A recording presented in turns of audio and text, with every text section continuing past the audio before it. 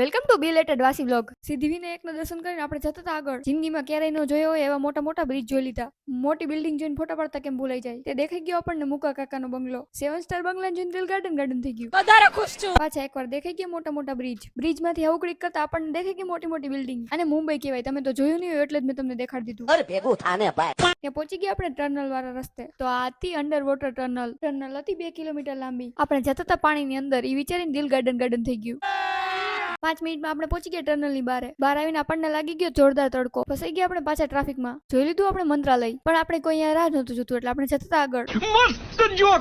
ત્યાં સિગ્નલ થઈ ગયું બંધ. સિગ્નલ ક્રોસ કરીને આપણે પહોંચી ગયા ગેટવે ઓફ ઇન્ડિયા. અહીંયા ચાલતું મોટા ભાઈ ફોટોશૂટ. દેખાઈ ગયો આપણને તાજ, પણ આ વાહ તાજ વાળી તાજ નહોતી.